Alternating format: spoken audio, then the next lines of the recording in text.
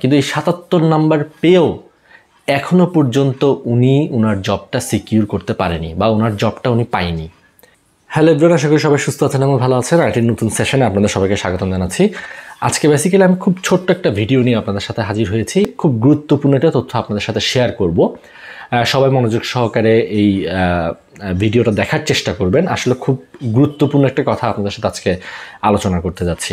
তো যারা হচ্ছে যে আগামীতে 17তম এবং 18তম শিক্ষক নিবন্ধনের যারা প্রার্থীরা আছেন, যারা আগামীতে হচ্ছে যে ষষ্ঠ গণবিজ্ঞপ্তিতে আবেদন করবেন, এবং মূলত বেসিক্যালি হচ্ছে যে 18তম শিক্ষক নিবন্ধন প্রার্থীরা যারা হচ্ছে যে যাদের একটা বেশি সংখ্যক প্রার্থী যেখান থেকে হচ্ছে যে ষষ্ঠ গণবিজ্ঞপ্তিতে আবেদন করবে, তাদের জন্য খুব গুরুত্বপূর্ণ একটা তথ্য একটু শেয়ার করব। তো আজকে হচ্ছে যে আমার এক ভাইয়ের সাথে কথা হচ্ছিল। উনি হচ্ছে যে 17তম নিবন্ধন থেকে 17তম নিবন্ধনে হচ্ছে যে গণিত বিভাগ থেকে, অর্থাৎ সাবজেক্ট হচ্ছে গণিত, স্কুল লেভেলে উনি 77 নাম্বার পেয়ে উত্তীর্ণ হন। ঠিক আছে, প্রিলি লিখিত এবং ভাইবা পরীক্ষায় উনি পাশ করেন এবং উনার প্রাপ্ত নাম্বার ছিল 77 নাম্বার। কিন্তু এই 77 নাম্বার পেয়েও এখনো পর্যন্ত উনি ওনার জবটা সিকিউর করতে পারেনি বা ওনার জবটা উনি পায়নি। তাহলে একটা জিনিস চিন্তা করে দেখেন যে 77 নাম্বার পাওয়ার পরও কেন সে জবটা পেল না। ঠিক আছে, এই ব্যাপারটা আমি ওনার সাথে 30 মিনিটের উপর কথা হয়। তাহলে একটু দেখেন বা বোঝার চেষ্টা করেন আসলে সমস্যাটা কোথায় ছিল। এখন দেখেন, আমাদের কিন্তু বিভিন্ন শিক্ষা প্রতিষ্ঠান থেকে কিন্তু শূন্যপদের চাহিদাগুলো প্রদান করা হয়। তাহলে এই রিকুইজিশন এবং এই রিকুইজিশনগুলো কিন্তু দীর্ঘদিন ধরে চলেছে এবং বিভিন্ন শিক্ষা প্রতিষ্ঠান থেকে শিক্ষা প্রতিষ্ঠান প্রধানরা হচ্ছে যে শূন্যপদের চাহিদাগুলো দিয়েছে এবং এনটিআরসিএ থেকে কিন্তু বারবার এই বিষয়টা সম্পর্কে সচেতন করা হয় যেন শূন্যপদের চাহিদা দেওয়ার সময় চাহিদাগুলো যাতে ঠিকঠাকভাবে শূন্যপদের চাহিদাগুলো দেওয়া হয়। অর্থাৎ আপনার যে বিষয়ে শিক্ষক দরকার সেই বিষয়ের শাখাগুলো সবগুলো ফিল আপ আছে কিনা বা এমপ্লয়জনিত কোনো জটিলতা হবে কিনা, এই বিষয়গুলো দেখে যাতে একদম পারফেক্টলি যাতে শূন্যপদের চাহিদাগুলো প্রদান করা হয়। কিন্তু তারপরও কিছু কিছু শিক্ষা প্রতিষ্ঠান প্রধান ভুল চাহিদা দিয়ে ফেলেন।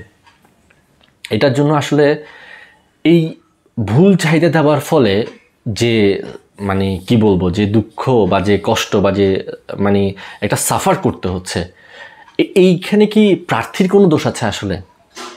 তাহলে একটা প্রার্থী দেখেন কতভাবে, আমি সবসময় বলি না একটা কথা যে শিক্ষক নিবন্ধন পরীক্ষা হচ্ছে যে একটা জুয়া খেলার মতো। এখানে হচ্ছে যে কারো হচ্ছে যে অনেক ভালো একটা পজিশন চলে আসে, আবার কেউ এমন একটা জায়গায় চলে যায় যেখান থেকে তাকে আর খুঁজে পাওয়া যায় না। ঠিক আছে, তাহলে শিক্ষা প্রতিষ্ঠান যদি শূন্যপদের চাহিদা ভুল দেয়, তার জন্য সাফার কি প্রার্থীকে করতে হবে? এখন শিক্ষা প্রতিষ্ঠান, শিক্ষা মন্ত্রণালয় বা এনটিআরসি কিন্তু যথেষ্ট সচেতন থাকে এবং শিক্ষা প্রতিষ্ঠান প্রধানরাও চেষ্টা করেন, কিন্তু তারপরও এই ব্যাপারটাকে আরও গুরুত্ব সহকারে দেখা উচিত যাতে শূন্যপদের চাহিদা দেওয়ার সময় কোনো ধরনের ভুল না হয়। আমরা যারা শিক্ষক নিবন্ধন বিষয়ে কাজ করি, আমাদেরকে এই বিষয়টা সম্পর্কে জানাতে হবে। বা আমরা যারা বিভিন্ন শিক্ষা প্রতিষ্ঠানে আছি, আমাদেরকেও শিক্ষা প্রতিষ্ঠান প্রধানদেরকে কোনো বিষয়ে না বুঝলে এই বিষয়টা সম্পর্কে অবগত করতে হবে, কারণ এই ভুলের জন্য কিন্তু একজন প্রার্থীকে অনেক অনেক চরম মূল্য দিতে হচ্ছে। আমি ব্যাপারগুলো বলি, একটু বুঝিয়ে বলার চেষ্টা করি। যেমন দেখেন, 77 নম্বর পেয়েও উনি কেন জব পেল না? উনি একটা শিক্ষা প্রতিষ্ঠানে উনি হচ্ছে যে, সেই জন্য আরও একটা কথা এখানে আমি একটু যুক্ত করতে চাই। গণবিজ্ঞপ্তি প্রকাশিত হবার পরে যখন আপনি 40টা শিক্ষা প্রতিষ্ঠানের চয়েস দিবেন, তখন আপনাকে অবশ্যই যাচাই বাছাই করে, আপনার কাছে কিন্তু 1 মাস সময় থাকবে, যাচাই বাছাই করে তারপর আপনাকে আবেদনটা করতে হবে। এই সংক্রান্ত আপনি কিভাবে একটা প্রতিষ্ঠান সম্পর্কে খোঁজ খবর নেবেন বা কিভাবে আপনি যাচাই বাছাই করবেন, এই সংক্রান্ত আমি খুব সুন্দর ভিডিও তৈরি করেছি, আমি সেটা আপলোড করে দিব। এবং পাশাপাশি যখন গণবিজ্ঞপ্তি হবে তখন কিন্তু আমার ফেসবুক পেজে আপনারা সবাই যুক্ত হয়ে যেতে পারেন। সেখান থেকে আমি লাইভ সেশন করে বিষয়গুলো সম্পর্কে আপনাদেরকে অবগত করার চেষ্টা করব, কারণ এই বিষয়গুলো আগে থেকে জেনে যদি আপনি সামনের দিকে অগ্রসর হন, তাহলে হয়তো অনেক অনেক ঝামেলা থেকে আপনি নিজেকে সেভ করতে পারেন। কারণ বলা যায় না কখন কার কি সমস্যা হয়ে যায়, ছোট ছোট বিষয়গুলো জানার দরকার আছে। তাহলে উনি 77 নম্বর পেয়ে উনি ওনার মতো করে চয়েস দিয়েছেন। উনার উপজেলায় বা উনার উপজেলায় উনি, যা আমি জেনেছি, উনার উপজেলায় 77 নাম্বার পেয়ে উনি ফার্স্ট হয়েছিলেন এবং উনার জেলার মধ্যে উনি 11তম ছিলেন। তাহলে উনি উনার মতো করে চয়েস দিয়েছেন, কিন্তু চয়েস দেওয়ার পরে উনি কিন্তু দ্বিতীয় চয়েসেই হচ্ছে যে উনার জব হয়ে গেছে। অর্থাৎ উনি উনার পছন্দের শিক্ষা প্রতিষ্ঠান দ্বিতীয় চয়েসে যে শিক্ষা প্রতিষ্ঠানে চয়েস দিয়েছিলেন সেটাতে কিন্তু তার জব হয়ে গেছে। কিন্তু 3-4 মাস 5 মাস জব করার পরে দেখা যাচ্ছে ওইখানে উনার যে পোস্টটা ছিল ওইখানে শূন্যপদের চাহিদাটা ভুল দেওয়া হয়েছে। হ্যাঁ, উনি সেই জিনিসটা অবগত করেছিলেন বলেছেন, কিন্তু তারপরেও ওই প্রতিষ্ঠান থেকে তাকে আশ্বস্ত করা হয়েছিল যে না, কোনো ধরনের সমস্যা হবে না, এমপিও হয়ে যাবে। কিন্তু পরবর্তীতে 4-5 মাস জব করার পরে যখন তার ফাইল রিজেক্ট হয়, তখন কিন্তু অর্থাৎ ডিডি অফিস থেকে তাকে জানানো হয় যে তার হচ্ছে যে কি, যে চাহিদাটা আছে সেটা শূন্যপদের চাহিদাটা ভুল দেওয়া আছে, অলরেডি তার সাবজেক্টে একজন এমপিওভুক্ত আছেন। এখন উনি হয়তো এই বিষয়গুলো জানতেন বা ওনাকে যখন আশ্বস্ত করা হয়েছে উনি সেটা বুঝে ফেলেছেন, কিন্তু তারপরও আমি যখন কাউকে একটা বিষয় আশ্বস্ত করব, তাহলে তো আমাকে বিষয়টাকে জেনে বুঝে করতে হবে, কারণ এটার সাথে তো একজনের লাইফ, একজনের ক্যারিয়ার সংযুক্ত, তাই না? তার মানে তখন দেখা যাচ্ছে 4-5 মাস জব করার পরে ওনার স্যালারি তো দূরের কথা, উনি 1 পয়সাও এখান থেকে ইনকাম করতে পারেনি এবং তার চাহিদাটা ভুল। সেই জন্য পঞ্চম গণবিজ্ঞপ্তির মাধ্যমে ওনাদের নিয়োগ হয়েছিল সেপ্টেম্বর মাসে, মেবি আমি যদি ভুল না করে থাকি, তাহলে আজকে থেকে 6-7 মাস আগে। তার মানে গত 5 মাস উনি চাকরি করেছে এবং কোনো ধরনের টাকা পয়সা পাননি। এখন এনটিআরসিতে এটা অবগত করার পরে তাদের কি করা হয়েছে, রিসুপারিশ করা হয়েছে।